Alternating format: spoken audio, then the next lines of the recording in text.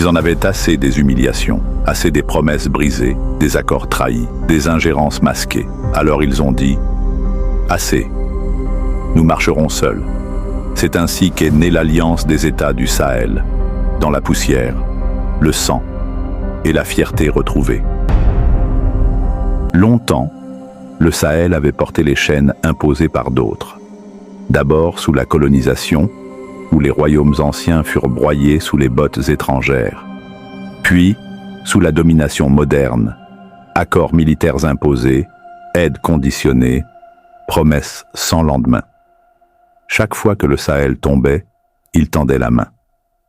Et chaque fois, on lui répondait par le mépris ou l'abandon. Quand le terrorisme frappa, ils demandèrent du soutien. Mais ce soutien n'était qu'illusion. Derrière les sourires diplomatiques, les plaies s'élargissaient, les villages brûlaient, les peuples fuyaient, les armées dépérissaient. Alors, le vent tourna.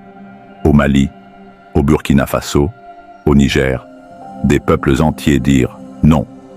Non à la soumission, non à l'hypocrisie, non aux tutelles déguisées. Ils renversèrent l'ordre établi. Ils reprirent leurs armes, leurs terres, leur destin.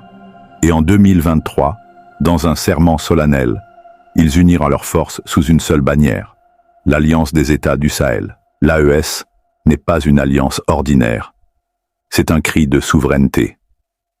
C'est la naissance d'une volonté commune, se défendre ensemble, se reconstruire ensemble, se tenir debout, sans chaîne, sans tuteur, loin des vieilles alliances imposées, loin des promesses étrangères. Ils ont choisi de bâtir un avenir à leur mesure, avec leurs mains, selon leurs lois. Oui, le chemin sera rude. Oui, les ennemis sont nombreux.